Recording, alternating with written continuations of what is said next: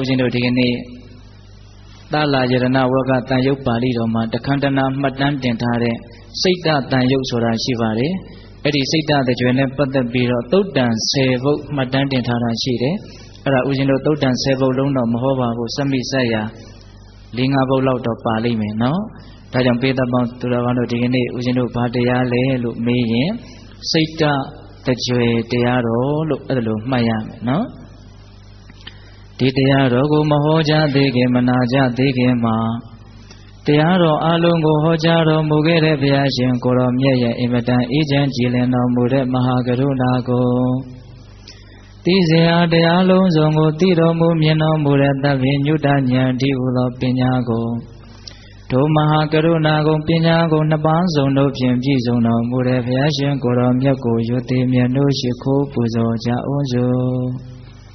အလုံးလက်ဥချီမူပြီးတော့အာယုံပြုကြရအောင်ကရုဏာတိတလဟရယံပညာပိဇောတဝိဟတမောဟဓမ္မသာနရမရလောကကရုံဝနေတုကတံဂတိဝိမု ddံ ကရုဏာတိတလဟရယံမဟာကရုဏာတော်ဖြင့်အေးမြသောစိတ်နှလုံးလည်းရှိတော်မူပါ၏ထသောပညာပိဇောတဝိဟတမောဟဓမ္မအရဟတမေတိဟုသောအယံဝလင်းဖြင့်ဝိဇ္ဇာတိဟုသောမိုက်မောင်းကိုဖယ်ခွာတော်မူပြီးထသောသာနရမရလောကကရုလူနတ်မြမတတ္တဝါနန္ဒတို့၏ကြောက်တိတန်တုအလေးကရုပြုရာတဆူရီသောဆရာသခင်လည်းဖြစ်တော်မူပါ၏ထသောဂတိဝိမု ddံ ဒေဝမနုဿာနိဒယာနှင့်ပေတတရိစ္ဆာလာယရှိငါတန်သောဂတိတို့မှလေအထူးသဖြင့်ကင်းလွတ်တော်မူပြီးထသောသူကတံတတ္တဝါတို့အားအကျိုးများကြောင့်ဟုတ်မှန်သောစကားကောင်းကိုသာမျက်ဆိုတော်မူပါ၏ထသောဗုဒ္ဓံသစ္စာလေးရတရားမြတ်ကိုလက်ပေါ်တင်ထားဗရမ ्या ကဲ့သို့ပြတ်သားထင်းနှင့်သိမြင်ပေတတ်ဘုရားရှင်ကိုယ်တော်မြတ်ကြီးကိုမေယံတရားဟောပုဂ္ဂိုလ်တရားနာပုဂ္ဂိုလ်ခေါ်ဆိုပညတ်ပရမတ်မမူယုံနံနှဖျားဖြစ်ကြပါသောဘုရားတပည့်တော်တို့သည်ဝိနိဝနာမှာကာယဝစီမနောချီ၍သုံးလီဒွါရပနာမဖြင့်ဒုက္ခယုကျိုးလက်ဆုံးမောဃရှိခိုးဥညွတ်ပါ၏မြတ်စွာဘုရား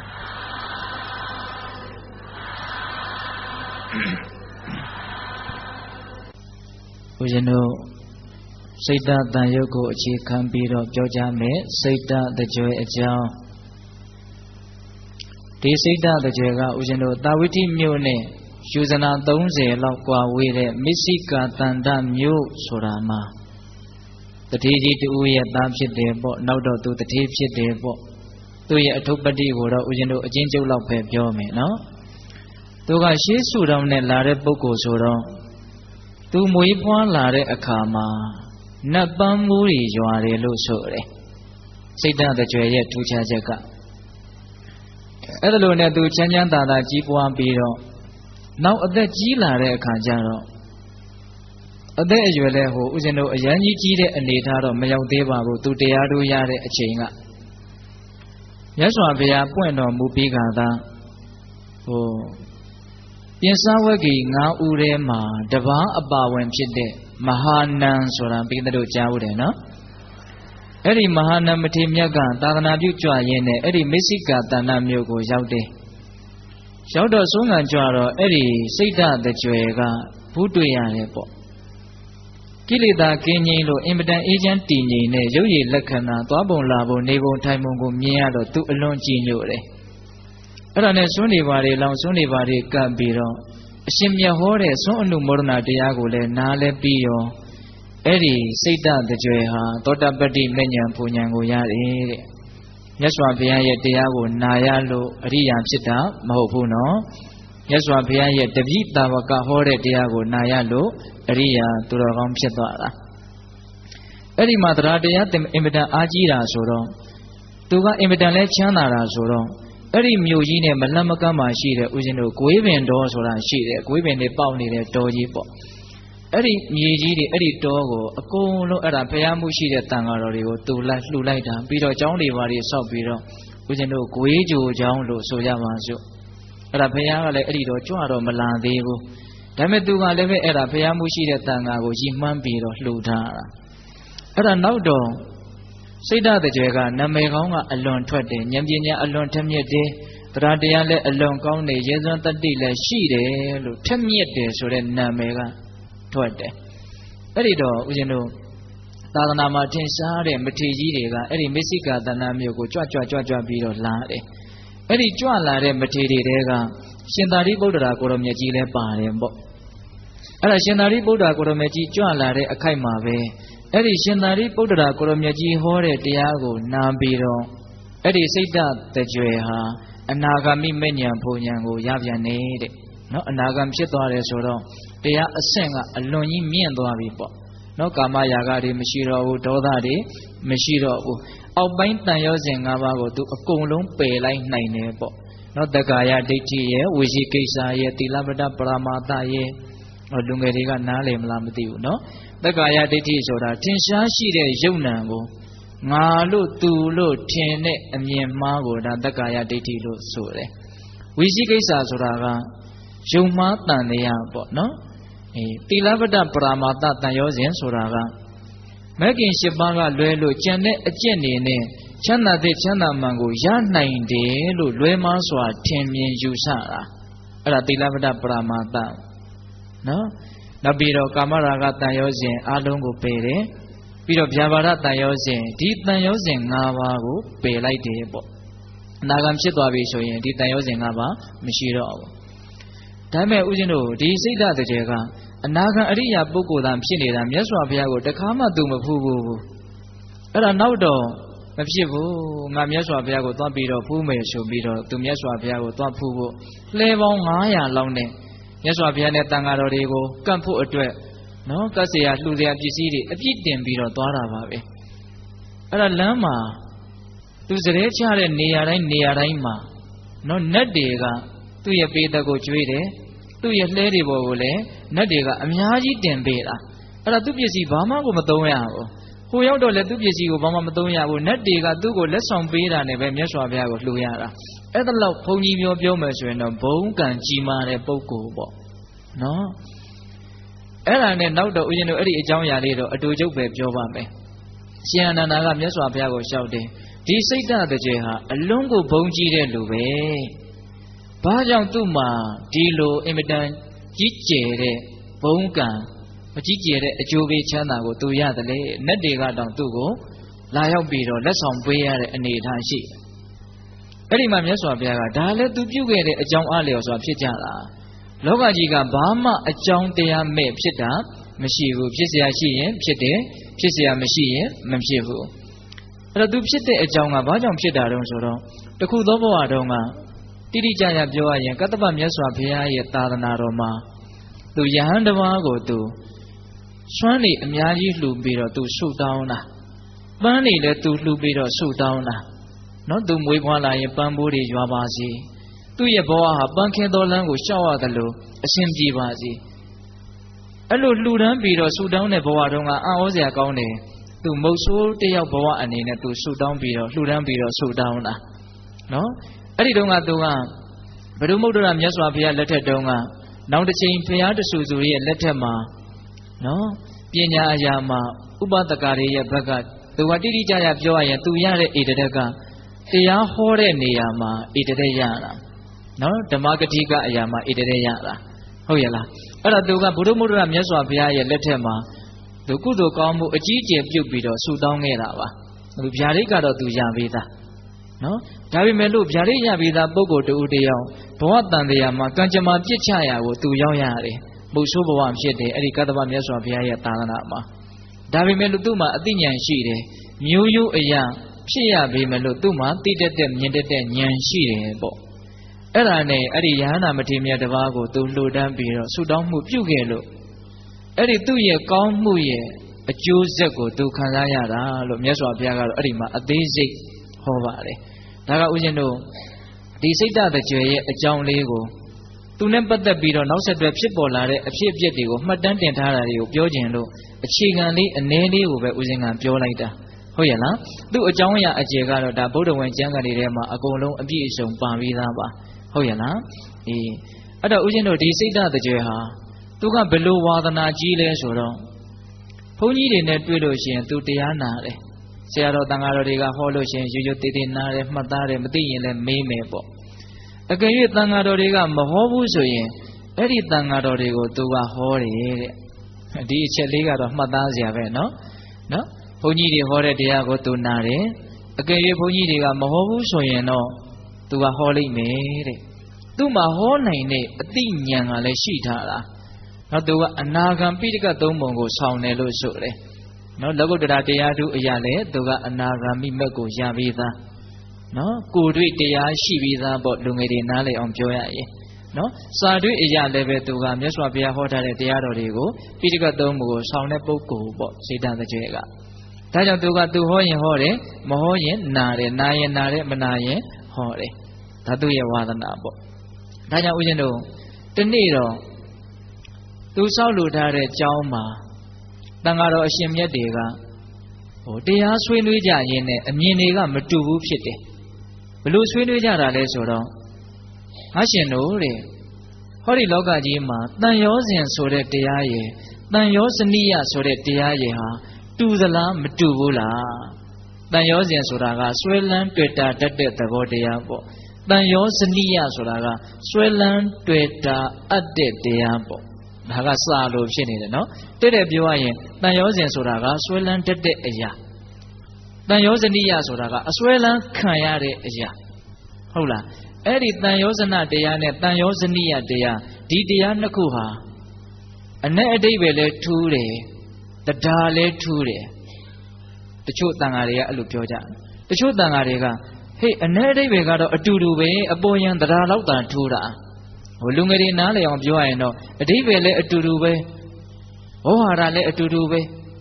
အဲ့ဒီသဘောမျိုးပေါ့နော်အဲ့ဒါတန်ဃာတွေကဘယ်လိုပြောကြတော့အတိတ်ပဲလဲမတူဘူးဝေါဟာရတရားတရားလဲတရားလဲမတူဘူးတရားဆိုတာကယုံကြည်မှုတရားကိုပြောတာမဟုတ်ဘူးနော်ဒါတွေနှလုံးရှင်းပြီးတော့ရေးတဲ့တတ္ထာနော်အ내လဲထူးတယ်တတ္ထာလဲထူးတယ်ဒါကတအုပ်စုနောက်တန်ဃာတအုပ်စုကအ내ကတော့ထူးတယ်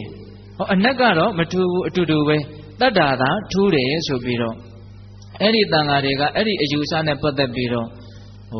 သဘောထားကွဲလွဲနေကြတယ်ပေါ့အယူအဆမတူဘူးဖြစ်နေတယ်အဲ့ဒီသတင်းကိုဦးဇင်းတို့စိတ်ဓာတ်တော်ကျေတကာကြီးကအဲ့ဒီကျောင်းတိုင်နာကရွာတရွာကိုအလုပ်ကိစ္စတစ်ခုအနေနဲ့ရောက်နေရင်းနဲ့သတင်းကြားတယ်သူကသတင်းကြားတော့သူကျောင်းကိုရောက်လာတယ်ရောက်လာပြီးတော့အရှင်မြတ်တို့ဘာတွေပြောနေကြတာတုံးဖေ။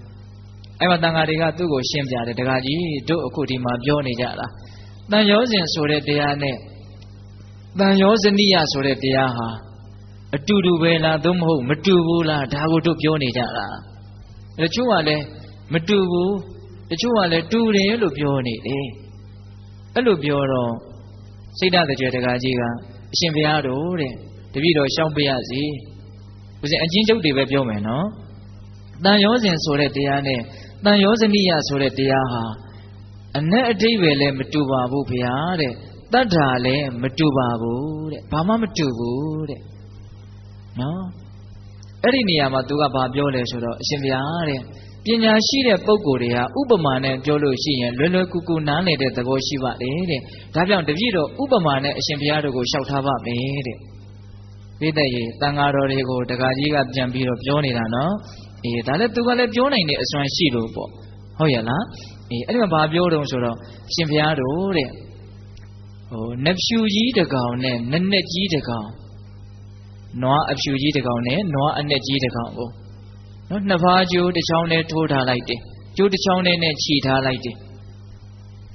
အဲ့ဒါကိုလူတူတယောက်ကဟာဒီနဖြူကြီးကြောင့်ဟောဒီနက်နက်ကြီးကမလွတ်မလပ်ဖြစ်နေတာနက်နက်ကြီးဟာနဖြူကြီးဟာနက်နက်ကြီးအတွက်တော့အနှောင်အဖွဲ့ပဲဟာဒါမှမဟုတ်ရင်လည်းပဲဟာနက်နက်ကြီးကြောင့်နဖြူကြီးကမလွတ်မလပ်ဖြစ်နေတာနက်နက်ကြီးဟာနဖြူကြီးအတွက်ကတော့အနှောင်အဖွဲ့ပဲတကောင်ဒီတကောင်အတွက်အနှောင်အယှက်ပဲအနှောင်အဖွဲ့ပဲလို့ပြောမယ်ဆိုရင်မှန်မှမလားဗျာတဲ့အဲ့တော့တန်ဃာတော်တွေကလည်းဉာဏ်ရှိတာဆိုတော့ဘယ်မှန်မှမတော့နဖြူကြီးကြောင့်နက်နက်ကြီးမလွတ်မလပ်ဖြစ်နေတာမဟုတ်ဘူးနက်နက်ကြီးကြောင့်လည်းနဖြူကြီးမလွတ်မလပ်ဖြစ်နေတာမဟုတ်ဘူး တကောင်းသည်တကောင်းရဲ့အနှောင်အဖွဲ့ဆိုတာမဟုတ်ဘူးတဲ့တကယ်စင်စစ်သူတို့နှစ်ကောင်လုံးအတွက်အနှောင်အဖွဲ့သည်သူတို့နှစ်ကောင်ကိုတကြိုးတည်းပူးပြီးတော့ခြိထားလိုက်တဲ့ကြိုးပဲတဲ့ဟုတ်ရဲ့လား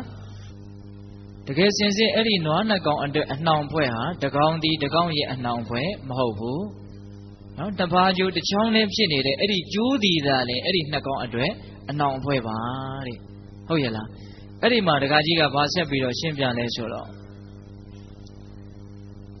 ဦးဇင်းတို့ယူပါယုံကိုစက္ခုပတာရနဲ့မြင်တဲ့အခါမှာမျက်စိနဲ့အဆင်းကိုမြင်တဲ့အခါမှာနော်ဘုန်းကြီးဆိုတော့စာလို့ပြောနေကြဆိုတော့စာတန်ကထွက်သွားတယ်ဟုတ်လား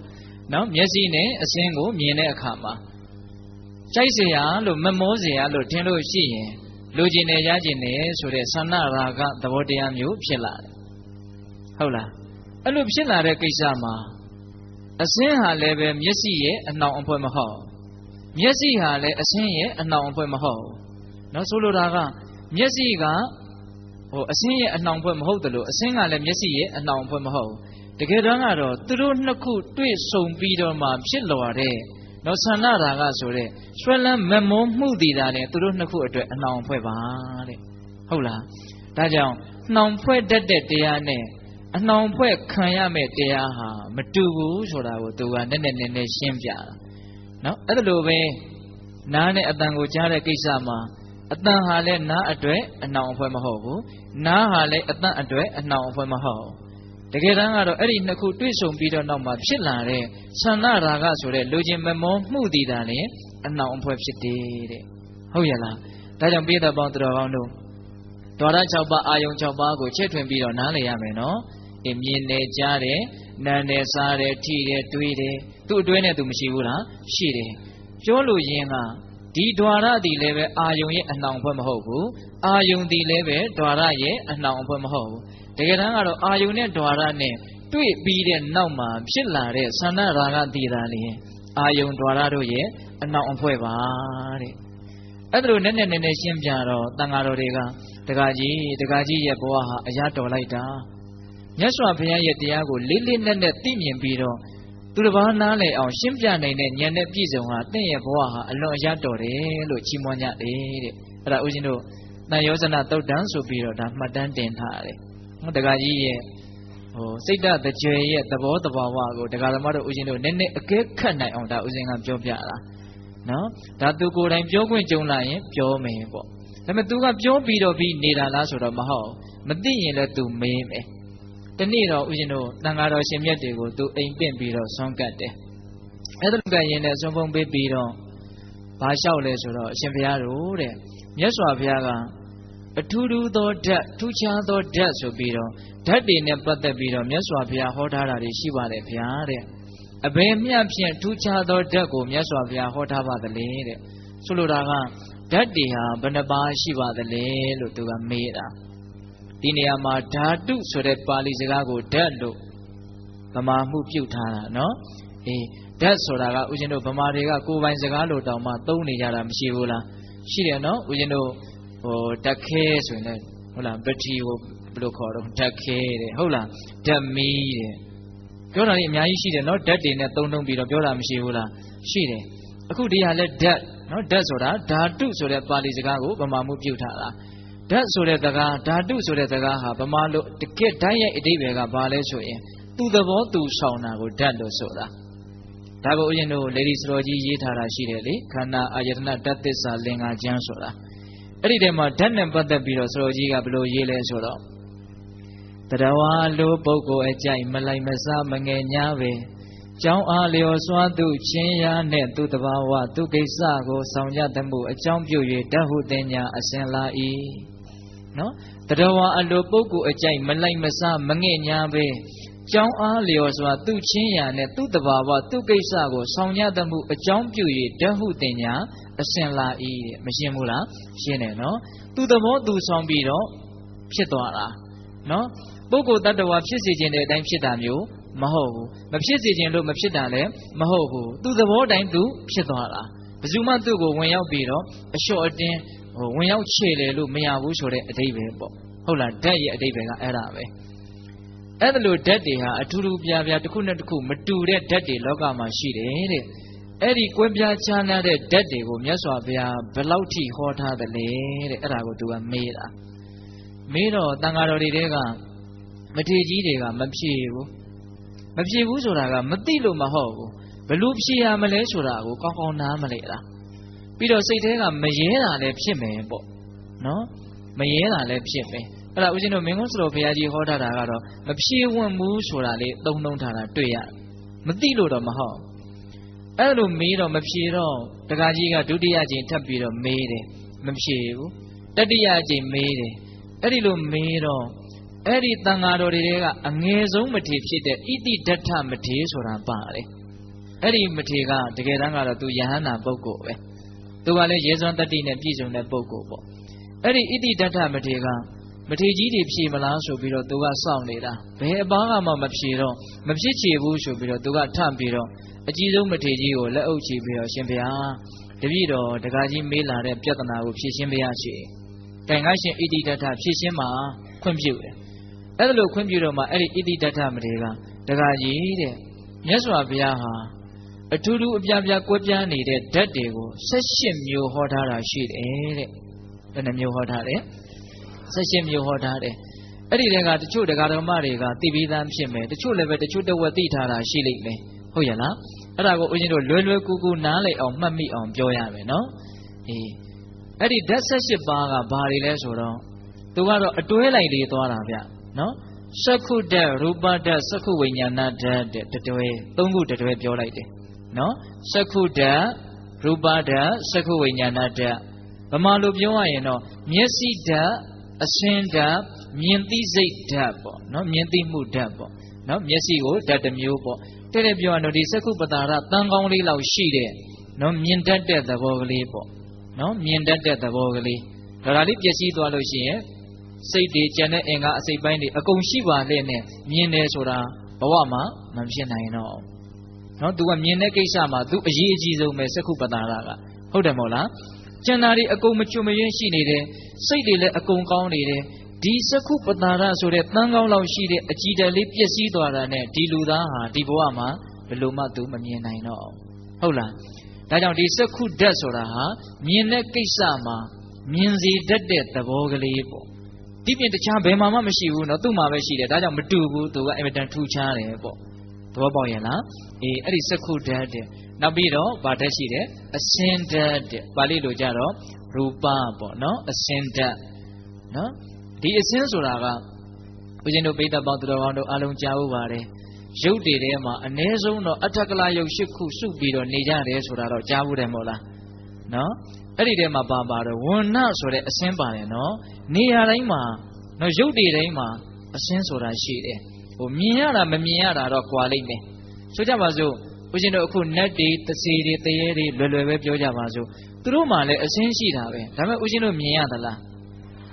ကိုမမြင်ရလောက်အောင်နူးညံ့တဲ့သိမ်မွေ့တဲ့အစင်းပေါ့ဟုတ်ရဲ့လားထားတော့နော်ဒါကြောင့်ပါလေအစင်းဓာတ်ရှိတယ်အဲ့ဒီမှာစက္ခုပတာရနဲ့အဲ့ဒီအစင်းနဲ့တွေ့လိုက်တဲ့အခါမှာဒါမြင်เสียဒါအစင်းပဲလို့သိလိုက်တဲ့မြင်သိစိတ်ဆိုတဲ့ဒါနန္တတစ်မျိုးပေါ်လာတယ်ပေါ့ဒါစက္ခုပတာရမရှိရင်အဲ့ဒီမြင်သိစိတ်ဆိုတာဘယ်လိုမှမပေါ်နိုင်ဘူးနော်အေးအဲ့တော့အဲ့ဒီနှစ်ခုတိုက်ဆိုင်လိုက်တဲ့အခါမှာဖြစ်ပေါ်လာတဲ့စက္ခုဝိညာဏဓာတ်မြင်သိစိတ်သူလည်းပါလေဓာတ်တစ်မျိုးပဲဒါပေမဲ့ခက်တာကဒကာမတို့ဦးဇင်းတို့ကအဲ့ဒီမြင်သိစိတ်ကိုငါမြင်တယ်လို့ထင်နေတာကခက်တယ်ဟုတ်လားတော့မျက်စိကိုလည်းဒါငါမျက်စိလို့ထင်တာမရှိဘူးလားရှိတယ်ငါကြည့်ချင်ရင်ကြည့်လို့ရတာပေါ့ဟိုကိုလှုပ်ချင်တယ်လို့လေးလည်းထိုက်တလောက်လှုပ်လို့ရနေတာဆိုတော့တကယ့်ကိုပဲကိုဟာကိုပိုင်ကိုနိုင်လို့ထင်မိတာလည်းပဲတိတ်တော့မဆန်းဘူးလို့ဆိုရမယ်နော်ဒါပေမဲ့တကယ်တမ်းကိုတကယ်ပိုင်နိုင်သလားဆိုရင်တော့မပိုင်နိုင်ပါဘူးတိုင်သူကချွေရင်းလာတယ်မွေးရင်းလာတယ်မမြင်ဘူးကိုဘာတတ်နိုင်တော့သူသဘောသူဆောင်းနေတာလေသူချွေရင်းလာတယ်ကိုဘာတတ်နိုင်တော့ဟာတတ်နိုင်ပါတယ်ဦးဇင်းရဲ့ဆရာဝန်ဒီသွားပြီးတော့ပြမှာပေါ့မလှုပ်လို့ရသလောက်တာလှုပ်ရတာနော်လှုပ်လို့မရရင်ဒီတိုင်းကြည့်နေရတာဗျနင်းတခိုင်းဒီမိုင်မြန်ဘာတတ်နိုင်တော့အဲ့ဒါသူသဘောသူဆောင်းတယ်ဆိုတာအဲ့ဒါပဲ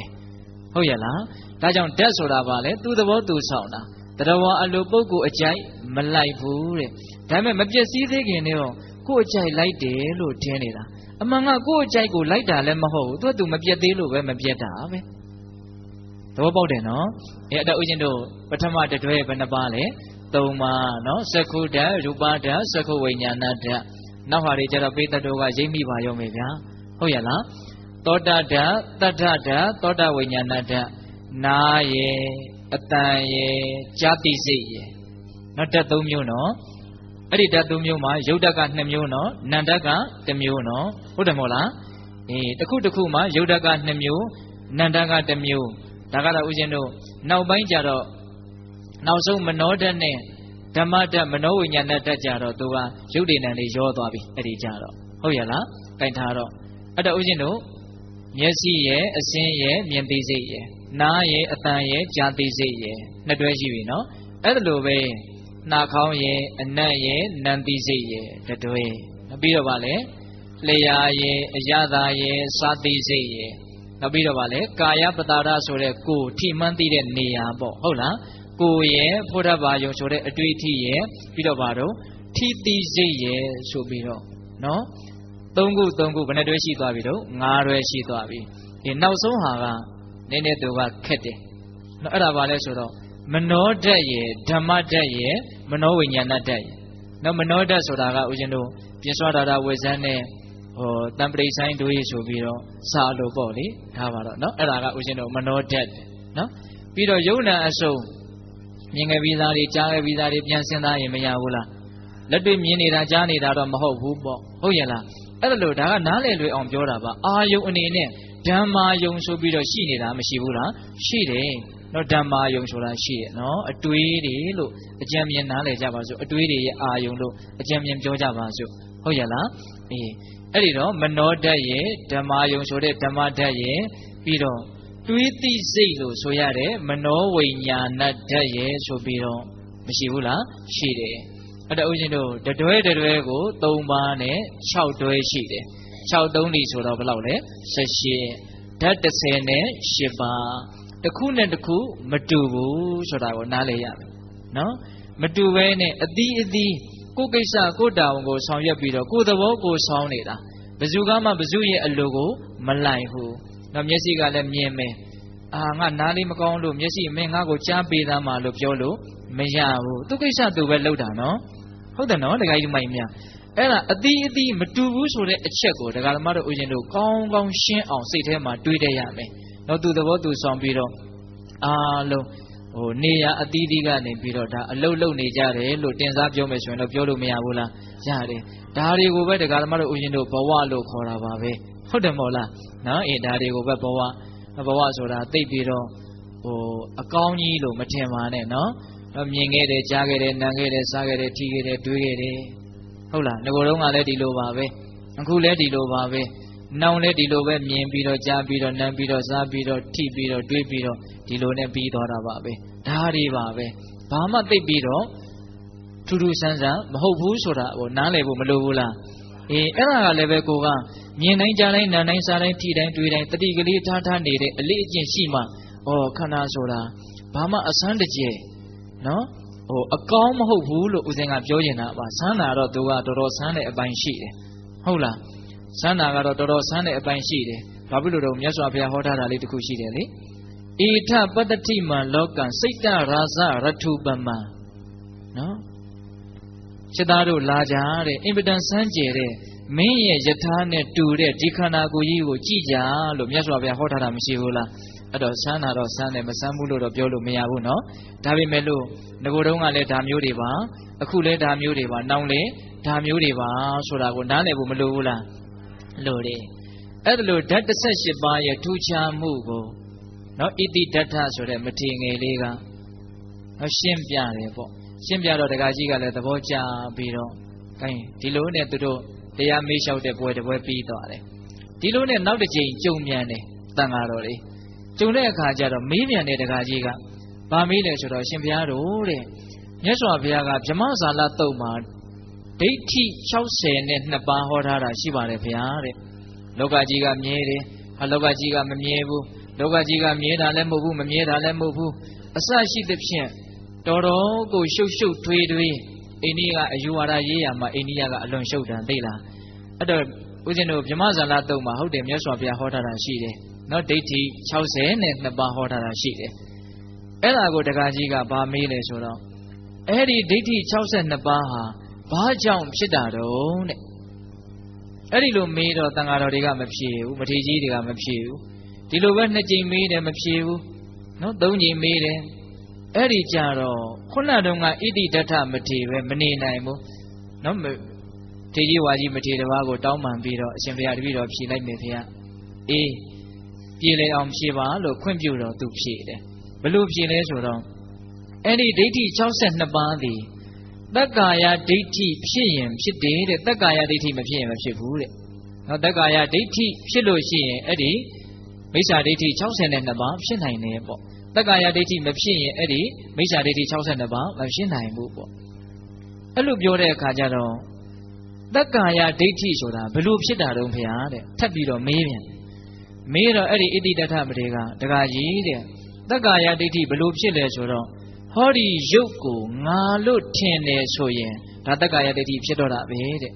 ဒါကဥစဉ်ကအကျဉ်းမြင်လေးပြောတာတက္ကာယဒိဋ္ဌိက20တောင်ရှိတယ်နောက်ခန္ဓာ၅ပါးနဲ့ပတ်သက်ပြီးတော့တပါးတစ်ပါးကို၄မျိုးစီဖြစ်တာအဲ့ဒါကိုဥစဉ်ကအသေးစိတ်ပြောပြရင်နောက်ပြောကျင်တဲ့အချက်လက်တွေကကြံရစ်မှာဆိုလို့ဟုတ်ရလားအဲ့တော့တက္ကာယဒိဋ္ဌိဘလို့ဖြစ်လဲဆိုရင်အနှစ်ချုပ်ပြောရရင်တော့ရုပ်ဝေဒနာသင်ညာသင်္ခါရဝိညာဉ်ဆိုတဲ့ခန္ဓာ၅ပါးကိုငါလို့ထင်လို့ရှိရင်အဲ့ဒါတက္ကာယဒိဋ္ဌိဖြစ်တယ်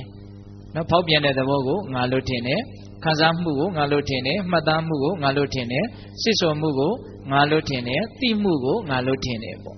ဟုတ်ရလားအဲ့ဒါဆိုရင်ဘာဖြစ်တော့တက္ကာယဒိဋ္ဌိဖြစ်တယ်တက္ကာယဒိဋ္ဌိဖြစ်ရင်ခုနကပြောခဲ့တဲ့မိစ္ဆာဒိဋ္ဌိ62ပါးဖြစ်နိုင်တယ်တက္ကာယဒိဋ္ဌိမဖြစ်လို့ရှိရင်မိစ္ဆာဒိဋ္ဌိ62ပါးမဖြစ်နိုင်ဘူးအဲ့ဒီတော့ဦးဇင်းတို့စိတ်ဓာတ်တကကြီးကအနာဂံပုဂ္ဂိုလ်ပဲသူအကုန်သိတာပေါ့ဟုတ်လားသိတာပေါ့သူကအဲ့တော့သူသဘောကျပြီးတော့အရှင်ဘုရားတဲ့အရှင်ဘုရားက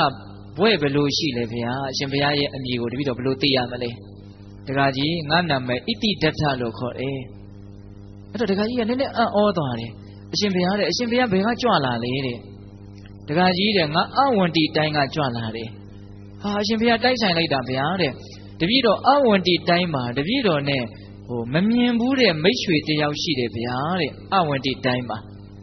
အဲ့ဒီတပည့်တော်နဲ့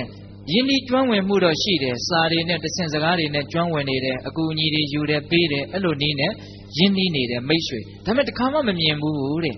အဲ့ဒီတပည့်တော်ရဲ့မမြင်ဘူးတဲ့မိတ်ဆွေရဲ့နာမည်ကလည်းဣတိဒဋ္ဌလို့ပဲခေါ်တယ်ဗျာတဲ့အဲ့တော့အရှင်ဘုရားဟာဣတိဒဋ္ဌမြန်ဖြစ်နေလိမ့်မလားတဲ့အဲ့လိုမေးတဲ့အခါကျတော့အဲ့ဒီဣတိဒဋ္ဌမတွေကယဟန္တာပုဂ္ဂိုလ်ဆိုတော့မပြောဘူးဒီတိုင်းပဲတတလေးပဲနေတယ်အဲ့တော့ဒကာကြီးကလည်းပဲသူကအရိယာပုဂ္ဂိုလ်ကြီးထက်မြက်တဲ့ပုဂ္ဂိုလ်ကြီးဆိုသိတာပေါ့ဒါသူဟုတ်လို့မပြောတာဆိုတော့အရှင်ဘုရားတပည့်တော်ဝမ်းသာလိုက်တာအရှင်ဘုရားဣတိဒဋ္ဌမထေတပည့်တော်ရဲ့မမြင်ဘူးတဲ့မိတ်ဆွေဖြစ်တာတပည့်တော်အံ့လဲအံ့ဩတယ်ဝမ်းလဲဝမ်းသာတယ်ဆိုတော့အဲ့လိုဆိုတော့သူဘာဆက်လျှောက်တော့ဆိုတော့အရှင်ဘုရားတပည့်တော်ရဲ့ဒီကျောင်းမှာနေသမျှကာလပတ်လုံးအရှင်ဘုရားကိုတပည့်တော်စွမ်းသင်္ကန်းကျောင်းစေပစ္စည်းလေးပါဖြင့်လှူဒန်းမရစေဘုရားအလိုရှိတာကိုပြောပါဘုရားလို့သူလျှောက်တယ်အဲ့ဒီတော့တခါမထေမြတ်ကကောင်းပြီလို့ဒါပဲပြောပြီးတော့ကျောင်းပြန်ကြွသွားတယ်တန်ဃာတော်တွေရောအကုန်လုံးအဲ့ဒါကျောင်းတော်ရောက်တော့အဲ့ဒီဣတိဒဋ္ဌမထေကအိယာနေရာတွေအကုန်လုံးသိမ်းပြီးတော့တပိတ်ကလေးလွယ်ပြီးတော့ကြွသွားတာဘယ်တော့မှပြန်မလာတော့သောကြွခြင်းဖြင့်ကြွသွားတယ်တဲ့ပြန်မလာတော့ဘူးဆိုတဲ့ရွေချက်နဲ့ကြွသွားတာတန်ရောစဉ်ပြတ်တယ်ပေါ့တစ်ချိန်လုံးကငါ့ကိုခင်မင်းရင်းနှီးခဲ့တယ်ဆိုတာနဲ့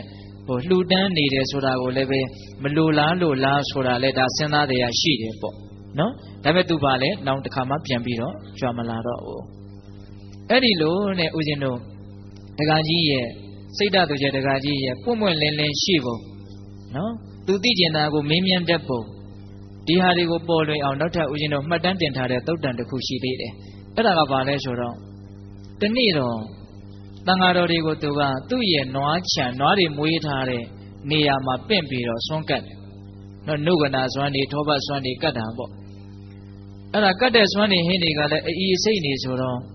နောက်သုံးဖုံးပေးပြီးတော့ဆွမ်းနုမောဒနာတရားဟောပြီးတော့တန်ဃာတော်ရှင်မြတ်တွေကအကြောင်းပြန်ကြွတော့မယ်ဆိုတော့နေကလည်းတော်တော်ကိုပူတယ်လို့ဆိုတယ်နေကတော်တော်ပူနေတယ်အဲ့ဒါဒကာကြီးကတန်ဃာတော်တွေကိုလိုက်ပို့တယ်အကြောင်းကို နောက်သူရဲ့အခိုင်အစီတွေကိုကိုင်းကျန်တာတွေကိုစွန့်ပလိုက်ငါဘုန်းကြီးတွေနောက်ကိုလိုက်သွားအောင်မယ်ဆိုပြီးတော့သူလိုက်သွားအဲ့ဒါနေကလည်းပူအေးစိတ်တွေကိုလည်းဖုံးပေးထားတာဆိုတော့တန်ဃာတော်တွေရဲ့စိတ်ထဲမှာလေးကန်တယ်လို့ဖြစ်နေတယ်ပေါ့နော်အကုန်လုံးကဟိုထမင်းစီရစ်ပြီးတော့ပင်ပန်းနေတယ်လို့ဖြစ်နေတယ်ပေါ့နော်အဲ့ဒါလိုပင်ပန်းနေတော့တန်ဃာတော်တွေရဲ့စိတ်ထဲမှာလည်းပဲဟောနေကြီးကလည်းပူလိုက်တာဘိုက်ကလည်းတင်းဆိုတော့သွားလာတာဆင်းရဲနေတာပေါ့အဲ့ဒီထဲမှာအငယ်ဆုံးမထေကမဟကမထေတဲ့ရှင်မဟကတဲ့ဟုတ်ရဲ့လားအဲ့ဒီရှင်မဟကကတန်ဃာတော်တွေဆင်းရဲတယ်ပင်ပန်းတယ်အဲ့တော့ဒီအချိန်မှာမိုးကလေးအုံပြီးတော့မိုးကလေးကလည်းတကယ်ဖြောက်ကလေးလောက်ကြာယုံလေးလေးအေးလေးကလည်းတုတ်တက်ယုံလေးအဲ့ဒီလိုတကူအစီရင်ကိုငါစီရင်ရရင်ကောင်းမှာပဲလို့အဲ့ဒီရှင်မဟကကစဉ်းစားတယ်တဲ့စဉ်းစားပြီးတော့ခေါင်းဆောင်မထေကြီးကိုလျှောက်တယ်အရှင်ဘုရားနေကလည်းသိပ်ပူတယ်အဲ့ဒီတော့တပြည့်တော့မိုးကလေးအုံပြီးတော့ဟုတ်လားမိုးလေးကလည်းဖြောက်ကလေးနည်းနည်းလေးရွှဲလောက်အောင်လည်းမရွာဘူးအေးယုံကလေးပေါ့အဲ့ဒါလေးအေးလေးကလည်းနည်းနည်းတိုက်ပေးလိုက်အောင်မယ်အဲ့ဒါလိုတကူအစီရင်ကိုတပြည့်တော့စီရင်မယ်အရှင်ဘုရားတို့ခွင့်ပြုမလားဘုရားဆိုတော့ငါရှင်ကိန်းသဘောအတိုင်းပဲဆိုတော့အဲ့ဒီရှင်မဟကကသူ့ရဲ့တကူနဲ့အဲ့ဒါလိုဖြစ်အောင်ဖန်တီးတယ်တဲ့အဲ့တော့အံ့ဩစရာပဲနော်အံ့ဩစရာပဲအဲ့ဒါကိုနောက်ကပါတဲ့စိတ်ဓာတ်တကြွယ်တကာကြီးကလည်းအံ့ဩနေတာပေါ့ဒီကိုတော်လေးကတန်ဃာတွေထဲမှာအငယ်ဆုံးဖြစ်ပြီးတော့တကူကလည်းကြီးလိုက်တာအခုပဲနေပူရာကနေမိုးအုံပြီးတော့တဖြောက်ကြပြီးတော့လေအေးလေးကလည်းတိုက်လိုက်သေးတယ်အားလုံးချမ်းသာသွားတယ်ပေါ့အဲ့ဒါနဲ့ကျောင်းရောက်ပြီဆိုတော့ဒကာကြီးကကျောင်းထိလိုက်လာတာလိုက်လာပြီးတော့ဒီပြင်မထေကြီးတွေကိုရှ िख ိုးဥချပြီးတော့သူကရှင်မဟကကိုတော်တော်စိတ်ဝင်စားနေပြီဟုတ်လားအဲ့ဒါနဲ့ရှင်မဟကသတင်းသုံးတဲ့ကျောင်းကိုလိုက်သွားပြီးတော့အရှင်ဘုရားတဲ့တပည့်တော်ကိုအရှင်ဘုရားရဲ့တကူဗျာဒိဟာလေးနည်းနည်းလောက်မပြနိုင်ဘူးလားတဲ့ပုမင်လင်းပဲနော်ဖတ်ပြီးတော့လျှောက်တော့မဟကကလည်းဒကာကြီးကိုအလိုလိုက်တယ်။ကိုင်းဒကာကြီးအဲ့လိုဆိုလို့ရှိရင်တကူဗျာဒိဟာကိုနည်းနည်းပြမယ်ပေါ့။အဲ့ရှင်ဘုရားတပည့်တော်ဘယ်လိုလုပ်ရမလို့ဒကာကြီးမှာပါတဲ့အပေါ်ယုံအဝတ်ကြီးရှိတယ်သူတို့ခြုံထားတာစာတီခေါ်မှလားမသိပါဘူးဟုတ်လားအဲ့ဒီအဝတ်ကြီးကိုဖြန့်ခင်းလိုက်ပါတဲ့အဲ့ဒကာကြီးကဖြန့်ခင်းလိုက်တယ်ဖြန့်ခင်းပြီးတော့အဲ့ဒီပေါ်မှာမြက်6တွေအနားမှာလည်းရှိတယ်အဲ့ဒီမြက်6တွေကိုဒကာကြီးရဲ့ဝတ်ယုံအပေါ်ခင်းထားတဲ့အပေါ်မှာမြက်6တွေကိုဖြန့်ကျဲလိုက်ပါဆိုဖြန့်ကျဲလိုက်တယ်အဲ့လိုဖြန့်ကျဲခိုင်းပြီးတော့ရှင်မကမထေကသင်္ကန်းကြောင်လေးထဲဝင်သွားတယ်ဝင်သွားပြီးတော့တကားကိုပိတ်လိုက်တယ်ပိတ်ပြီးတော့သူအထဲထဲမှာသူတရားနှလုံးသွင်းမှာပေါ့နော်အဲ့ဒါလိုလှုပ်လိုက်တော့အဲ့ဒီတကားပေါက်ကြားကပ်ပေါက်ကြားလေးတွေတော့ပေါက်ကြားလေးတွေကလည်းမီးတွေထွက်လာတယ်လို့ဆိုတယ်အဲ့ဒီမီးတွေထွက်လာပြီးတော့အဲ့ဒီအဝတ်ပေါ်မှာခင်းထားတဲ့မြက်တွေကိုအကုန်လောင်သွားတယ်ဒါပေမဲ့အဝတ်ကိုမလောင်ဘူးတဲ့အဲ့တော့တခါကြီးကလန့်ပြီးတော့ဘေးမှာရက်ပြီးတော့စက်တိမွင်းကြီးတွေတောင်ထသွားတယ်လို့ဆိုတယ်ဒါသူကအနာဂံဆိုတော့ဟိုလန့်နေဆိုတာဒေါသတော့သူမဟုတ်ပါဘူးနည်းနည်းအံ့ဩသွားတဲ့သဘောပေါ့လေအဲ့ဒီလိုမြက်ဖယ်လောင်သွားပြီးတော့အဝတ်ကိုမလောင်တော့သူအံ့ဩနေတော့မှပဲမထေမြတ်ကတကားပေါက်ဖွင့်ပြီးတော့ကိုင်တကာကြီးဒီလောက်ဆိုရင်တော်လောက်ပြီမဟုတ်လားလို့ပြောတယ်တဲ့ပြောတဲ့အခါကျတော့တော်လောက်ပါပြီဘုရားဆိုပြီးတော့အရှင်ဘုရားတပည့်တော်ရဲ့အကြောင်းမှာအရှင်ဘုရားသတင်းသုံးပါတပည့်တော်အရှင်ဘုရားကိုစွမ်းသင်္ကန်းကြောင်းစီပစ္စည်းလေးပါးနဲ့မကြောက်ကြဖြစ်အောင်တပည့်တော်လှူဒန်းပါမယ်လို့လျှောက်တဘုန်းကြီးကဘာမှမပြောဘူးအဲ့ဒါတကာကြီးလည်းပြန်သွားပြီလဲဆိုတော့အဲ့ဒီရှင်မဟာကမထေကလည်းပဲနော်နေရာထိုင်ခင်းတွေအကုန်လုံးသိမ်းပြီးတော့တပိတ်ကလေးသင်္ကန်းလေးယူပြီးတော့တခါတည်းနောင်ဘယ်တော့မှဒီနေရာကိုပြန်မလာတော့ဘူးဆိုတဲ့စိတ်နဲ့တခါတည်းကြွသွားတယ်တဲ့နော်တကူပြပြီးတော့အထင်ကြီးပြီးတော့မှလှူတာကိုသူမလိုချင်ဘူးဆိုတဲ့အတိပ္ပယ်ဖြစ်မယ်နဲ့တူပါတယ်ဟုတ်ရဲ့လားနော်သူတော်ကောင်းကြီးတွေရဲ့အလိုနေတဲ့သဘောကိုတရားဓမ္မတို့ဦးဇင်းတို့ကြည်ညိုလို့ရတာပေါ့ဟုတ်ရဲ့လားအဲ့တော့ဦးဇင်းတို့တကူပြတယ်ဆိုတာကတော့ဒါသူလည်းပဲယဟန္တာပုဂ္ဂိုလ်ပဲတကာကြီးရဲ့အနေထားကတကူပြတ်တဲ့နယ်လို့ထင်လို့ပြတာလည်းဖြစ်မှာပေါ့ထားပါတော့ဒါကတော့ဦးဇင်းတို့စာထဲမှာအသေးစိတ်မှတ်တမ်းတင်ထားတာကိုမတွေ့ရဘူးဒါလေးပဲမှတ်တမ်းတင်ထားတယ်နော်တကာကြီးရဲ့ပွင့်လင်းပုံကိုပြောတာနောက်ပြီးတော့တကာကြီးရဲ့ရဲစွမ်းတတ္တိရှိပုံအဲ့ဒါကိုဦးဇင်းတို့ဘယ်နေရာမှာတွေ့ရတော့ဆိုတော့ဦးဇင်းတို့နိခန္ဓနာတဗုဒ္ဓသုတ်ဆိုပြီးတော့သုတ်တန်တစ်ခုမှတ်တမ်းတင်ထားတယ်အဲ့ဒီမစ္စိကာတန္တမြို့ကိုတခါတော့ဦးဇင်းတို့ဒိဋ္ဌိဆရာကြီး6ယောက်တည်းကနိကန္ထနာတဗုဒ္ဓဆိုတဲ့ဒိဋ္ဌိဆရာကြီးကသူ့ရဲ့တပည့်အတိုင်းဝိုင်းနေနဲ့တကွာရောက်လာတယ်ပေါ့အဲ့လိုရောက်လာတော့စိတ်ဓာတ်တကြွယ်တကာကြီးကလည်းဒီမြို့ရဲ့မျက်နှာဖုံးဆိုတော့သူသွားပြီးတော့တွေ့ရမယ်ဝတ္တရားတို့ဘာလို့ရှိတာပေါ့ဟိုကထင်ရှားကြော်ကြားတဲ့ဘာသာရေးခေါင်းဆောင်တစ်ယောက်လို့ဆိုကြပါစို့နော်သူ့မှာလည်းတပည့်တွေအများကြီးရှိတယ်သူကအင်မတန်ပြင်းထန်စွာကျင့်တဲ့အတွက်ကြောင့် သူ့ကိုအထင်ကြီးပြီးတော့သူ့ရဲ့အတိုင်းဝိုင်းကလည်းတိတိမွားမမဟုတ်ဘူးနိဂန္ဓနာတဗုဒ္ဓဆိုတာကလေဟုတ်လားအဲ့လိုရောက်လာတော့စိတ်ဓာတ်တကြွယ်ကချင်းကပ်တယ်တဲ့သူတယောက်တည်းမသွားဘူးအဲ့ဒီအခါကျတော့ဥပဒကတကားတွေအများကြီးခြံရံပြီးတော့မှသူသွားတာဟိုရောက်လို့ရှိရင်ဝါရရေးရပြောမယ်ဆိုမယ်ဆိုလို့ရှိရင်ကိုယ့်ဘက်ကသက်သေတို့ဘာလို့လဲရှိဖို့လိုတယ်ဆိုတဲ့အဓိပ္ပာယ်ဖြစ်မှာပေါ့နော်အဲ့ဒါနဲ့ဥပဒကဒါယကာတွေအများကြီးခြံရံပြီးတော့သူသွားတယ်ဟိုရောက်တော့သူရှိခိုးဝှချခြင်းတို့ဘာလို့မပြုတ်ပါဘူးတင့်တော်ရနေရာမှာထိုင်နော်အမှတ်ရပွဲရစကားတွေဘာတွေပြောအဲ့လိုစကားပါညာပြောရင်းနဲ့နိဂန္ဓနာတဗုဒ္ဓဆရာကြီးကဟောဒီစိတ်ဓာတ်တကြွယ်ဟာဂေါရမဗုဒ္ဓရဲ့တပည့်ဆိုတာကိုသိနော်သိတဲ့အခါကျတော့သူဘာပြောလဲဆိုတော့တကားယဟန်ဂေါရမရဲ့တန်တန်မှာကြံစီခြင်းဝိတ္တနော်စဉ်းစားဆင်ခြင်ခြင်းဝိสารနော်ဝိတ္တဝိสารချုပ်ငိမ့်ပြီးတော့နေတယ်ဆိုတဲ့တမာတိရှိတယ်ဆိုတာသင်ယုံသလားတဲ့ယဟန်ဂေါရမရဲ့တန်တန်မှာဝိတ္တဝိสารချုပ်ငိမ့်နေတယ်ဆိုတဲ့တမာတိတရားမျိုးရှိတယ်ဆိုတာသင်ယုံသလားတဲ့အဲ့လိုမေးတဲ့အခါကျတော့စိတ်ဓာတ်တကြွယ်တကာကြီးကရှင်ဗျာတဲ့ယဟန်ဂေါရမရဲ့တန်တန်မှာဝိတ္တဝိสารချုပ်ပြီးတော့နေတဲ့တမာတိရှိတယ်ဆိုတာကိုမြတ်စွာဘုရားကိုယုံကြည်လို့တပည့်တော်ယုံတာမဟုတ်ပါဘူးတဲ့စကားကမဆုံးသေးဘူးဒါပဲနော်မြတ်စွာဘုရားကိုယုံလို့ဒီအချက်ကိုသူယုံတာမဟုတ်ဘူးတဲ့ဆိုလိုရင်းအဓိပ္ပာယ်တွေကနောက်ထပ်သူကလာလက်တက်နေအများကြီးရှိသေးတာစကားကိုဒီနားနေရက်ထားလိုက်တော့ဟိုကအဓိပ္ပာယ်ကောက်တွေလွဲသွားပြီမြတ်စွာဘုရားကိုယုံကြည်လို့ဒီအချက်ကိုယုံတာမဟုတ်ဘူးလို့သူကပြောတာပြောတော့ဟိုနိဂန္ဓနာတဗုဒ္ဓတကဆရာကြီးကဘလို့နားလည်သွားလဲဆိုတော့သူကယဟန်ဂေါရမရဲ့တန်တန်မှာဝိတ္တဝိสารချုပ်ငိမ့်တဲ့တမာတိရှိတယ်ဆိုတာကိုမယုံဘူးလို့သူကအဲ့လိုနားလည်သွားတာနားလည်သွားတော့ခေါင်းကိုမော့ပြီးတော့တဲ့ခါးကိုဆန့်ပြီးတော့ပေးသက်ကြားမှာကျုံွားတယ်ပေါ့နိဂန္ဓနာတဗုဒ္ဓကဘလို့ကျုံွားလဲဆိုတော့အချင်းတို့စိတ်ဓာတ်တကြဟာအလွန်ရိုးသားတဲ့ပုဂ္ဂိုလ်အလွန်ဖြောင့်မတ်တဲ့ပုဂ္ဂိုလ်အလွန်တတ္တိရှိတဲ့ပုဂ္ဂိုလ်အလွန်ရဲဝံ့တဲ့ပုဂ္ဂိုလ်ကိုမယုံတာကိုမယုံဘူးလို့ပြောရဲတယ်ကြည်စံတော်လိုက်တာလို့ချီးမွမ်းနေတဲ့နော်ကိုဆရာရဲ့အရေးချင်းမရှိတာကိုမရှိဘူးလို့ပြောရဲတယ်ဆိုတဲ့အဓိပ္ပာယ်မျိုးလို့သူကထင်သွားတာဟုတ်လားအဲ့လိုလူကြားထဲမှာစိတ်ဓာတ်တကြရိုးသားတယ်ဖြောင့်မတ်တယ်တော်တယ်ပြောရဲတယ်လို့ချီးမွမ်းတာအဲ့လိုစိတ်ဓာတ်တကြတကကြီးကဘာပြောလဲဆိုတော့အရှင်ဘုရားတဲ့လောကမှာသိမြင်နားလည်တဲ့ပညာနဲ့ယုံကြည်တဲ့တတ္တတရား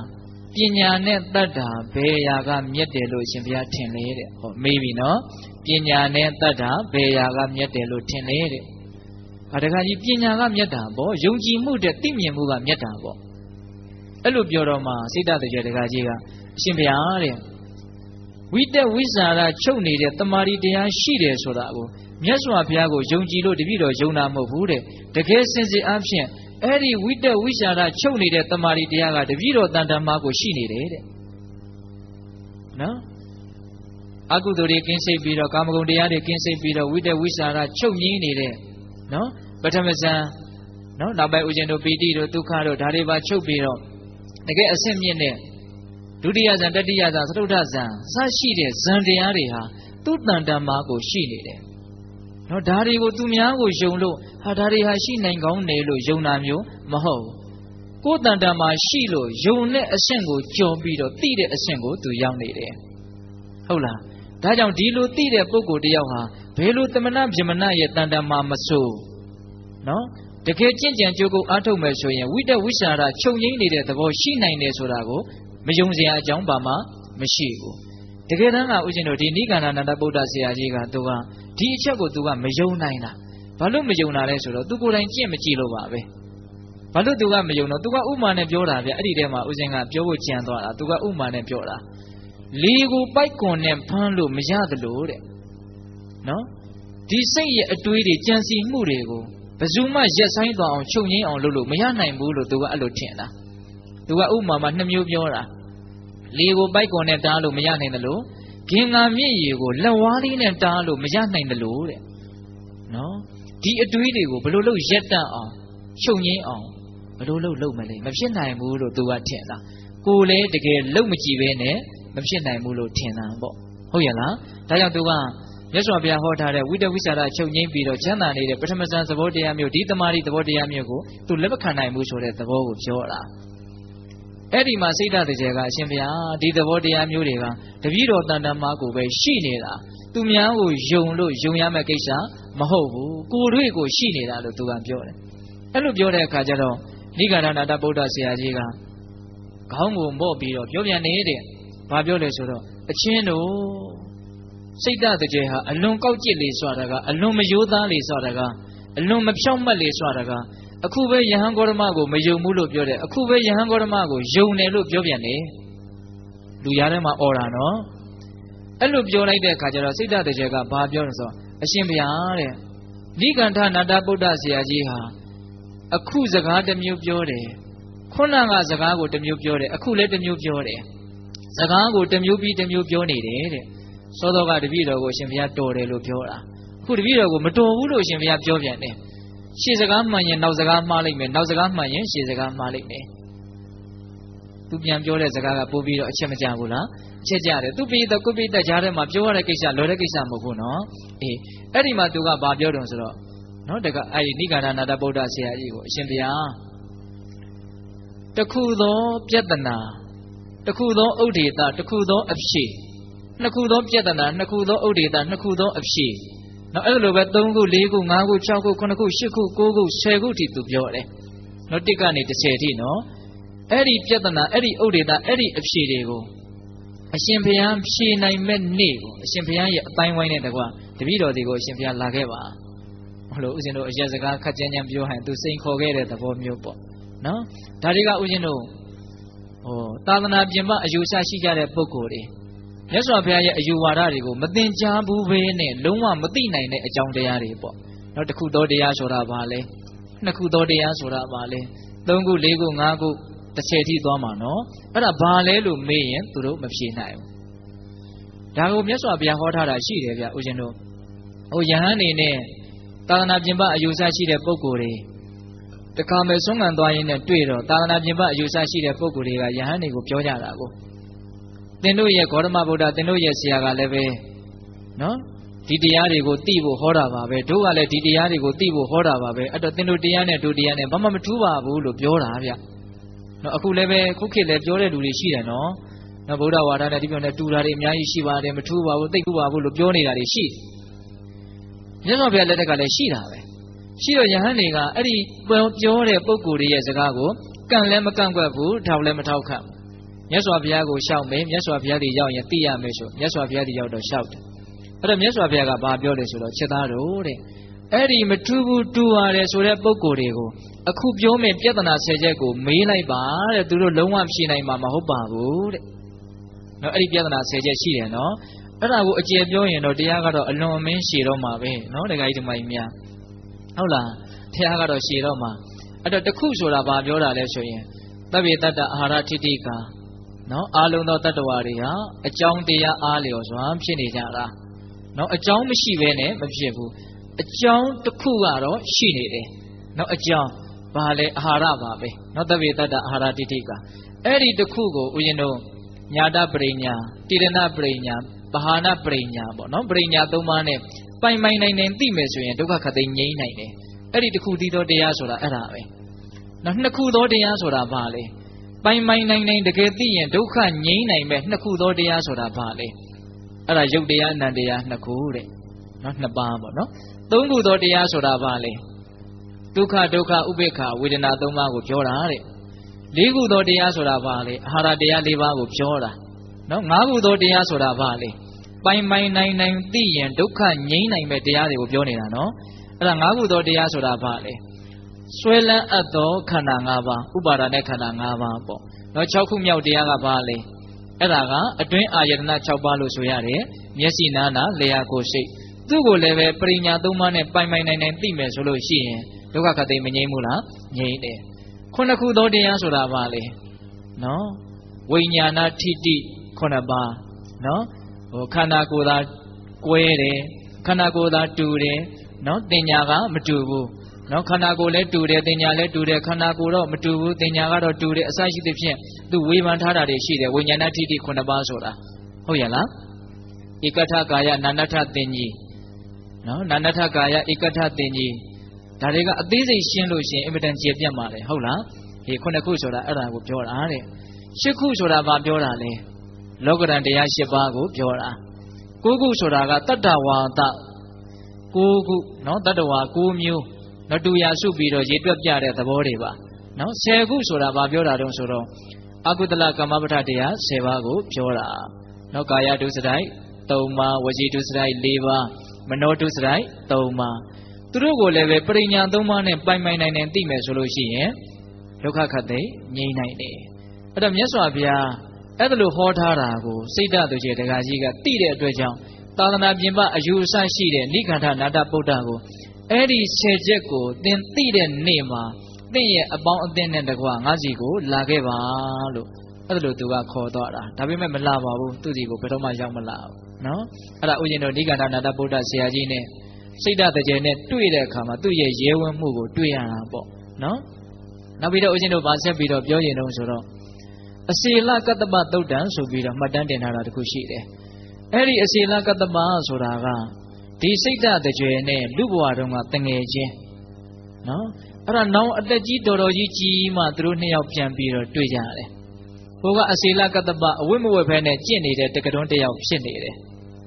ဖြစ်နေတော့တွေ့တဲ့အခါကျတော့စိတ်ဓာတ်သူရဲ့တရားကြီးကမေးတယ်အရှင်ဘုရားအခုလိုအဝိမဝဲဖဲနဲ့ကျင့်ပြီးတော့ယဟန်တစ်မျိုးလုံနေတာနှစ်ပေါင်းဘယ်လောက်ရှိပြီလဲတဲ့တရားကြီးငါနှစ်30ရှိပြီအဲ့ဒါလို့ဆိုရင်အရှင်ဘုရားမှာလူတို့ထက်မြင့်မြတ်တဲ့အင်မတန်ငြိမ်းချမ်းတဲ့ချမ်းသာတဲ့တရားဓုတရားမြတ်တွေများအာကိုအာရပြုတဲ့စစ်မှန်တဲ့ချမ်းသာများအရှင်ဘုရားမှာရပြီလားလို့မေးတော့ဘာပြောတော့ဆိုတော့တရားကြီးတဲ့ငါမှာယဟန်ပြုတာနှစ်ပေါင်း30ရှိပြီထူးခြားတာဆိုလို့ကတော့အဝိမဝိရတာရဲ့ကရုံတုံးရတာရဲ့နော်ဖုန်ထဲမှာထိုင်တဲ့အခါမှာတင်ပါမှာဖုန်နေပေးနေလို့ရှိရင်ခါဖို့အတွက်ဥတောင်းမြည်လေးကိုစီးထားတာရှိတယ်အဲ့ဒါလေးတွေကိုသူတို့ကဆောင်းထားတာရှိတယ်ဟုတ်လားအဲ့ဒီဥတောင်းမြည်စည်းလေးဆောင်းရတာရဲ့ဒါပဲထူးခြားတယ်ကျန်တာကတော့ငါဘာမှမထူးဘူးလို့ပြောတယ်သူကလည်းအလွန်ရိုးသားတဲ့ပုဂ္ဂိုလ်လို့ပြောရမယ်နော်သူ့မှာဘာမှမထူးတာကိုဘာမှမထူးဘူးလို့သူမပြောနိုင်ဘူးလားပြောနိုင်တယ်အဲ့မဲ့သူကလည်းပြန်မေးတယ်တက္ကကြီးတဲ့တက္ကကြီးကလည်းပဲဂေါတမဗုဒ္ဓရဲ့တပည့်လုံနေတယ်လို့ငါကြားတယ်တဲ့အဲ့ဒါသင့်မှာရောအာကိုအာရပြုစေရာစိတ်တိုင်းကြတယ်တကယ်ချမ်းသာတဲ့ချမ်းသာမှတရားအထုမြတ်တွေကိုသင်ကောရသလားလို့မေးတယ်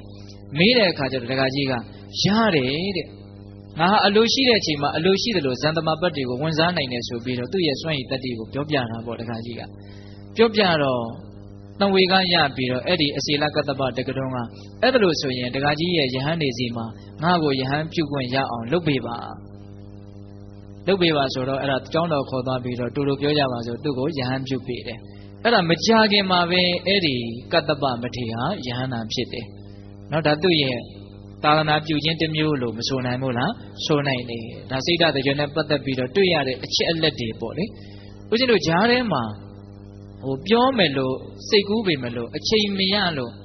နော်လေးနဲ့တည်းထင်လို့ပြောဖို့စရင်ထဲမှာမထည့်ပဲထားခဲ့တဲ့သုတ်တန်၃ပုဒ်ရှိတယ်နော်အဲ့ဒီသုတ်တန်ကတော့တော်တော်ကိုသူကလေးနဲ့တည်းမြတ်စွာဘုရားတဏှာမှာဟောထားတဲ့ဥဒန်းကာထာကိုယဟန်တော်အရှင်မြတ်နော်ကာမဘူးဆိုတဲ့ယဟန်နာမထေရမြတ်တစ်ပါးကရွတ်ဆိုပြီးတော့ဒီကာထာဟာဘလို့အဓိပ္ပာယ်ရှိတယ်လေလို့သူ့ကိုမေးတာအဲ့ဒါသူခဏကလေးစဉ်းစားပြရစီအောင်ဘုရားဆိုပြီးတော့တခါမှသူမတင်ကြားဘူးပဲနဲ့စဉ်းစားပြီးတော့ဒီကာထာရဲ့ဘယ်စကလုံးကဘလို့အဓိပ္ပာယ်ရှိတယ်ဘယ်စကလုံးကဘလို့အဓိပ္ပာယ်ရှိတယ်ဆိုတာတစ်ခုချင်းရှင်းပြသွားတာအလွန်အံ့ဩစရာကောင်းတယ်ဦးဇင်းတို့အဲ့ဒါပထမကာမဘူးသုတ်တန်ဆိုပြီးတော့ရှိတယ်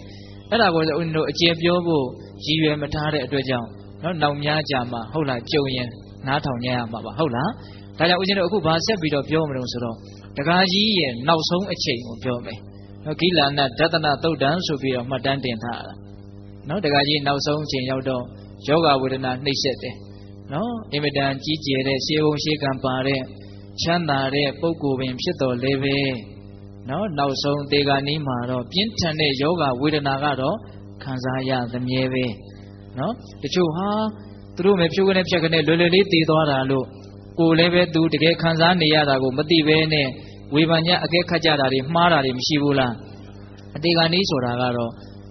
99%သောလူတွေအလွန်ဆင်းရဲကြမယ်လို့ထင်ပါတယ်နော်ဆင်းရဲသိကြရမှာပါဒါရုပ်ပိုင်းဆိုင်ရာဝေဒနာတရားတွေကိုဦးဇင်းတို့ပြောတာပါနော်စိတ်ကချမ်းသာတယ်ဆိုရင်တော့အဓိပ္ပာယ်ကတစ်မျိုးပေါ့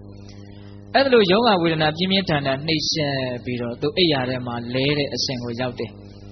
အဲ့ဒါလိုသူမကြခင်မှာပဲကွယ်လွန်နှိပ်စက်ရောက်တော့မယ်ဆိုတာကိုအလုံးကလည်းသိနေကြတယ်ပေါ့အဲ့ဒီအချိန်မှာဘာဖြစ်တုံဆိုတော့တောင်ဆောင်နတ်တွေသစ်ပင်ဆောင်နတ်တွေဆေးပင်ဝါပင်တွေကိုစောင့်ကြတဲ့နတ်တွေအကုန်လုံးစုဝေးပြီးတော့တက္ကကြီးနားကိုရောက်လာကြတယ်တဲ့ရောက်လာပြီးတော့စိတ်ဓာတ်တွေကိုဘာပြောတုံဆိုတော့တက္ကကြီးအနာဂတ်ကာလမှာစัจ java ရင်းမင်းဖြစ်အောင်သင်စိတ်ဆန္ဒထားပါလို့ပြောတယ်တဲ့စัจ java ရင်းမင်းဖြစ်ချင်တယ်ဆိုတဲ့စိတ်ကလေးညှို့လိုက်ပါပေါ့အဲ့လိုပြောတော့တက္ကကြီးကနတ်တွေကိုပြန်ပြောတာစัจ java ရင်းမင်းဆိုတာလည်းပဲခိုင်မာတဲ့သဘောမရှိဘူးကောင်းတဲ့သဘောမရှိဘူးဒါကြောင့်သူ့ကိုကြော်လွှမ်းပြီးတော့သွားရမယ်ဒါဟာလည်းကောင်းတဲ့တရားမဟုတ်ဘူးလို့သူကပြန်ပြောတယ်ပြန်ပြောတော့ဘေးကပြုစုနေကြတဲ့သားတွေသမီးတွေဆွေတွေမျိုးတွေအများကြီးရှိတာသူတို့ကနတ်တွေကိုမမြင်ရဘူးလေမမြင်ရတဲ့အခါကျတော့တက္ကကြီးဟာတေမာကြောက်လို့ကြောင်ကရမ်းရောင်ရမ်းပြီးတော့ရှောက်ပြောနေတာလို့သူတို့ကထင်တာဒါကြောင့်အရှင်သာတတိကိုထားပါကြောင်ရမ်းနေသလားတတိထားပါတတိမလွတ်ပါနဲ့လို့ပြောတာအမှန်ကတတိလွတ်နေတာမဟုတ်တော့နတ်တွေပြောတာကိုသူကြားလို့နတ်တွေကိုမြင်လဲမြင်ရလို့သူပြန်ပြီးတော့ပြောတာအဲ့ဒီတော့မှငါရောင်ရမ်းနေတာမဟုတ်ဘူးငါတတိလွတ်နေတာမဟုတ်ဘူးဘာတော်ရင်ဘာပြောတာတော့အခုနတ်တွေကငါ့ကိုအနာဂတ်ကာလမှာစัจ java ရင်းမင်းဖြစ်အောင်သင်ဆန္ဒပြုပါလို့ငါ့ကိုပြောနေတယ်ဒါကြောင့်စัจ java ရင်းမင်းကလည်းပဲခိုင်မြဲတဲ့သဘောမဟုတ်ဘူးအကောင်းမဟုတ်ဘူးလို့ငါပြန်ပြောနေတာအဲ့ဒါလိုပြောတော့မှအိမ်သူအိမ်သားတွေဆွေတွေမျိုးတွေကဟာတို့ရဲ့အရှင်သခင်ကနတ်တွေနဲ့တောင်စကားပြောတယ်ဆိုတော့သူတို့ကနည်းနည်းအထင်ကြီးသွားတဲ့သဘောရှိသွားတာပါဖြစ်သွားတာပေါ့ခက်တော့လည်းခက်တယ်နော်အတူတူနေနေတာကိုပဲနတ်တွေနဲ့စကားပြောရမှနည်းနည်းအထင်ကြီးတဲ့သဘောဖြစ်သွားတာဟုတ်လားအဲ့ဒါနဲ့ဘာပြောလဲဆိုတော့အရှင်သာတဲ့အဲ့ဒါလို့ဆိုလို့ရှိရင်လည်းပဲအရှင်သာမကွယ်လွန်သေးခင်မှာကျွန်ုပ်တို့ကိုနောက်ဆုံးဆုံးမခဲ့ပါဦးနော်အကျိုးရှိမဲ့စကားပြောခဲ့ပါဦးဟုတ်လားအဲ့ဒီတော့မှစိတ်ဓာတ်တကယ်ကသူကွယ်လွန်အနိစ္စရောက်ခါနီးမှာနောက်ဆုံးဩဝါဒ၄ရက်ပေးသွားတယ်နော်သူရဲ့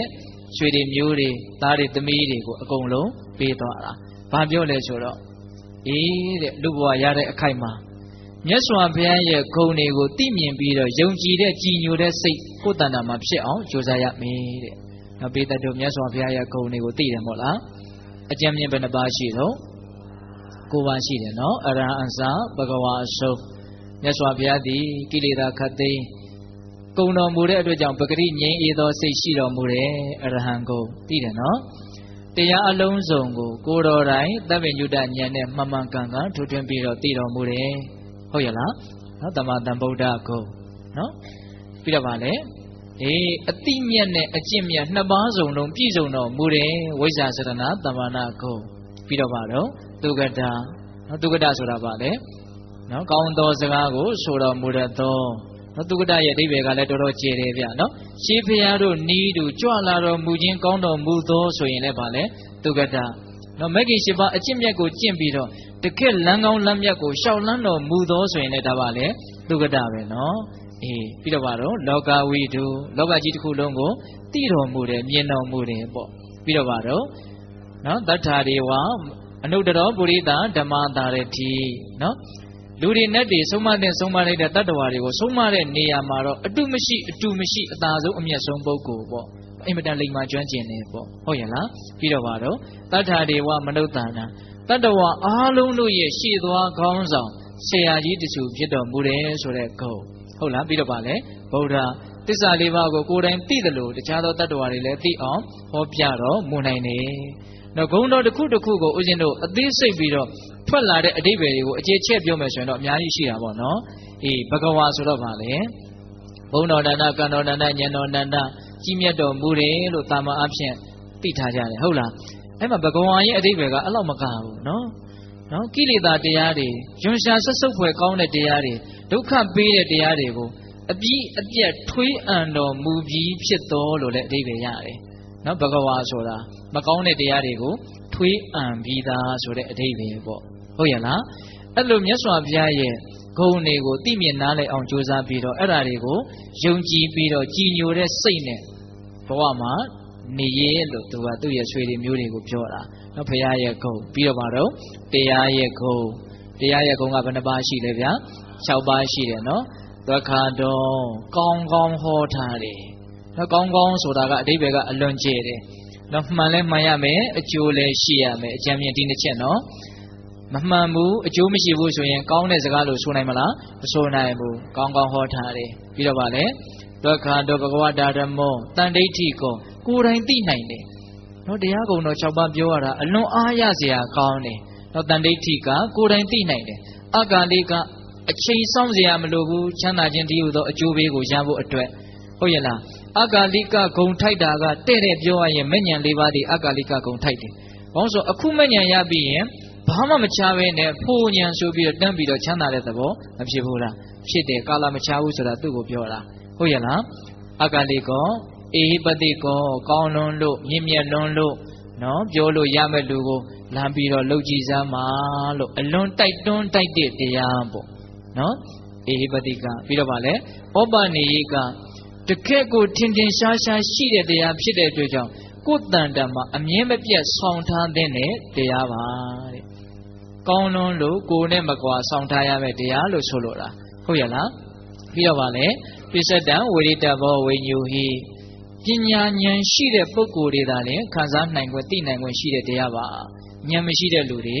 ခံစားခွင့်သိခွင့်မရနိုင်တဲ့တရားဟုတ်ရဲ့လားဉာဏ်ရှိမှသူကသိနိုင်တာနော်ဒါကြောင့်ပိဿပေါင်းတော်တို့တရားရဲ့အဲ့ဒီဂုံအဲ့ဒီအည်သွေးကိုသိမြင်နားလည်ပြီးတော့ယုံကြည်သောကြည်ညိုသောစိတ်နဲ့ဘဝမှာမလုပ်ရမလို့နေနိုင်ရမယ်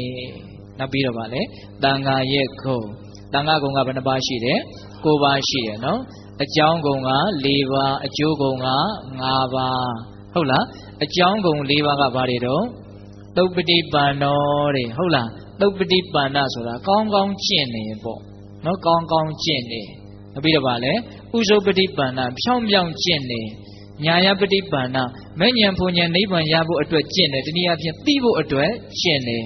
တမ္မိစိပတိပန္နအယုအသေးခံယူခြင်းကိုထိုက်အောင်ကျင့်တယ်နော်အကြောင်းကိုဘယ်နှပါလဲ4ပါးအဲ့လိုကျင့်ကြံကြိုးကိုအားထုတ်လို့မဲ့ဉဏ်ဖုန်ဉဏ်တရားအထုအမြတ်ကိုရခဲ့ပြီဆိုရင်တော့အာဟုနေယဟိုးအယဝေးကြီးကယူလာတဲ့ဝတ္ထုပစ္စည်းတွေနဲ့တောင်လှူဒန်းခြင်းကပူဇော်ခြင်းကထိုက်တယ်ပါဟုနေယဧည့်သည်အလွန်ငါထားတဲ့အထွတ်အမြတ်ပစ္စည်းလေးတွေနဲ့တောင်မှလှူဒန်းခြင်းပူဇော်ခြင်းကိုခံယူထိုက်တယ်ဒက္ခိနေယတမလွန်လောကကောင်းကျိုးချမ်းသာကိုရဖို့အတွက်ရည်ရွယ်ပြီးတော့မြတ်သောအလှူကိုခံယူထိုက်တယ်ဟုတ်ရလားပြီးတော့ပါတော့အင်စင်လေးကရဏီယလက်အုပ်ချီမှုရှ िख ိုးခြင်းကိုခံယူထိုက်တယ်ပြီးတော့ပါလေအနုတ္တရံပုံညခေတ္တလောကတာနော်တလောကလုံးရဲ့ကောင်းမှုတည်းဟူသောမျိုးစေ့ကိုစိုက်ပျိုးကျဲချရာလေယာမြေကောင်းစပွဲတောင်ဖြစ်တယ်တဲ့နော်အကျိုးကုန်ဘယ်နှပါလဲဗျာ5ပါးအဲ့ဒီတန်ခါဂုံတော်9ပါးကိုသိမြင်နားလည်အောင်ကျွမ်းကျင်အောင်လိမ္မာအောင်ကြိုးစားပြီးတော့ယုံကြည်သောကြည်ညိုသောစိတ်နဲ့ဘဝမှာနေနိုင်ရမယ်တဲ့ဘယ်နှချက်ရှိပြီတော့3ချက်ဘုရားကုံတရားကုံတန်ခါကုံနောက်ဆုံးချက်ကျတော့ဘာပြောလဲဆိုတော့ကိုယ်အိမ်မှာရှိတဲ့ပစ္စည်းဥစ္စာတွေကိုတဲ့နော်တီလာရှိတဲ့အကျင့်ကောင်းတဲ့ယဟန်တန်ဃာတွေနဲ့မခွဲခြားဘဲနဲ့သုံးဆောင်ရစ်ပါလို့မှားတယ်ဟုတ်ရဲ့လားဘဝမှာရှင်သန်နေထိုင်တဲ့အခိုက်ကိုအစွမ်းအစနဲ့ရှာလို့ဖွေလို့ရထားတဲ့ပစ္စည်းတွေကိုဗါတဲ့တော့အကျင့်တီလာကောင်းသောသူတော်ကောင်းတန်ဃာများနဲ့မခွဲခြားဘဲနဲ့နော်ခွဲခြားဝေဖန်ပြီးတော့သုံးဆောင်ရစ်ပါလို့မှားတာဟုတ်လားဘယ်နှပါမှားခဲ့တော့၄ပါးမှားတယ်အဲ့ဒါလို့မှားပြီးတော့စိတ္တတဲ့ကျွဟာကွယ်လွန်အိဋ္ဌာရောက်ပြီးတော့ဦးဇင်းတို့သုဒ္ဓဝါဒဘုံကိုရောက်တယ်လို့ဆိုတယ်နော်အဲ့တော့ဦးဇင်းတို့တရားဟောတာလည်းပဲတနာကြီးနဲ့15မိနစ်ရှိပြီဒီတရားကတစ်ခါမှမဟောရသေးဘူးဒါကြောင့်အစီအစဉ်မှကြပါမလားဆိုပြီးတော့ဦးဇင်းကပြောကျင်တာလေးတွေကများနေတယ်တော်နေပိုးသွားမှလည်းဆိုးတယ်တရားရှည်သွားမှလည်းဆိုးလို့နော်ဒါကြောင့်ပိဋကပေါင်းသူတော်ကောင်းတို့သာသနာမှာဥပဒကတက္ကကြီးတွေဘက်ကစံထားရမယ့်ပုဂ္ဂိုလ်ဘယ်နှယောက်လဲ2ယောက်ရှိတယ်နော်ဟဋ္ဌာလဝကရဲ့အခုပြောခဲ့တဲ့စိတ်တတကြွရဲ့ဒါဒီကနေ့ဦးဇင်းတို့စိတ်တတကြွရဲ့အကြောင်းကိုဓမ္မဗဟုသုတဖြစ်စေဖို့ရည်ရွယ်ပြီးတော့ပိဋကပေါင်းသူတော်ကောင်းတို့ကိုပြောပါတယ်နော်ဒါကြောင့်ပိဋကပေါင်းသူတော်ကောင်းတို့စိတ်တတကြွထုံးကိုနှလုံးမူပြီးတော့သာသနာတော်မှာအသိဉာဏ်ရှိသောနော်ရဲဝံ့သောနော်တရားတွေကိုယဟန်တော်တွေကမဟောရင်ကိုယ်ကဟောတယ်ဆိုတဲ့အဆင့်ထိဘဟုတုတရှိသောအသိဉာဏ်ကြီးသောပုဂ္ဂိုလ်တွေဖြစ်အောင်ကြိုးစားကြဖို့မလိုဘူးလားလိုပါတယ်ဟုတ်ရဲ့လားအဲ့ဒါလို့သူတော်ကောင်းတရားကို ကျင့်ကြံကြိုးကိုအားထုတ်ပြီးတော့မဲ့ဉဏ်ပူဉဏ်မျက်နှိပ်ပံကိုလင်းမြန်ထုတ်ချောင်းမျက်မှောက်ပြုနိုင်ကြပါစေလို့ဦးဇင်းတို့ဆန္ဒပြုပြီးတော့နော်မေတ္တာပို့ပြီးအဆုံးသတ်ကြရအောင်နော်